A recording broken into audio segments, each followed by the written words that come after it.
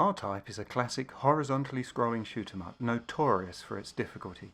In this video, I'll show you how to play it, using the TurboGrafx-16 version, which is my personal favourite. As is typical for games of this genre, the screen scrolls slowly from left to right, and wave after wave of enemies attack you. In order to deal with these, you have a powerful basic weapon. Tapping fire produces rapid shots that deal with weak enemies very effectively. Holding down fire allows you to beam up your weapon and release a more powerful blast that will pass through multiple enemies. The length of time the button is held down decides the strength and size of the shot, as indicated by the beam gauge at the bottom of the screen. Certain enemies, when destroyed, drop power-up tokens. The first one of these you collect gives you an upgrade known as the Force. This can be docked onto the front or rear of your ship, or allowed to roam freely around the screen.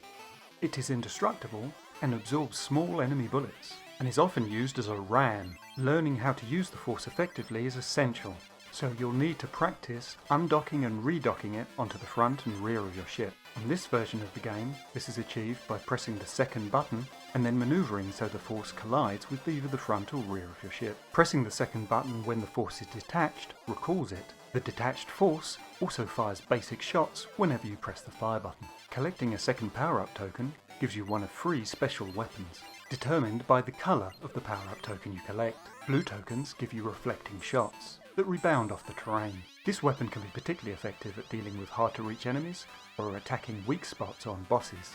However, it is weak when there is no terrain to bounce off of. Collecting red tokens gives you the air-to-air weapon. This is a wide pattern shot that either fires to the left or the right depending on where you have your Force docked on your ship. Collecting a yellow power-up token gives you the anti-ground weapon. This fires vertically, up and down, and then tracks the terrain. Once again, it is ineffective when there is no terrain for it to track. Detaching the Force deactivates your special weapon, but additional power-ups increase the power of your Force's detached weapon, firstly to a 2-way diagonal shot and then to a 5-way shot. In addition to the special weapon power-up tokens, there's also speed-up tokens, denoted by an S, homing missile tokens, denoted by an M, and bits, much like the Force that attach to the top and the bottom of your ship.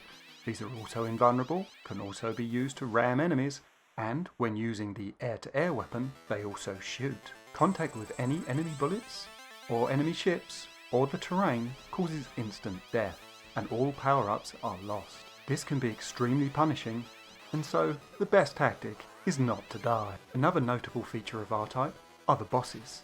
These are often very large, sometimes multiple screens in size, and destroying them involves finding their weak point. One of the most impressive of these bosses is the level 3 boss, which is pretty much the entire level. A massive ship that you have to move around, destroying various defences on it until eventually you can access its weak point and destroy it. The key to winning R-Type is pretty much trial, error and memorisation. This can lead to some pretty frustrating gameplay. Defeating R-Type, even by using multiple credits, is going to be a challenge, more so on some versions than others. The TurboGrafx-16 version benefits from having 2 fire buttons, so you can independently control your guns and your Force without taking your hand off of the controller.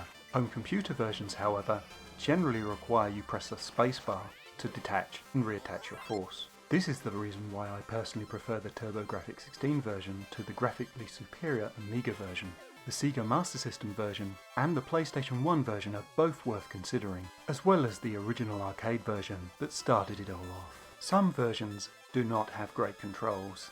Some have jerky scrolling, a lot of flicker, or erratically moving bullets. This can make an already difficult game more or less impossible to play.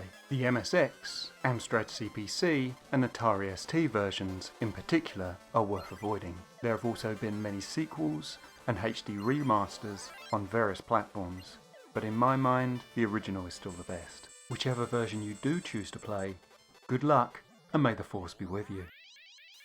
Ah, fuck it. Die, you bastard thing!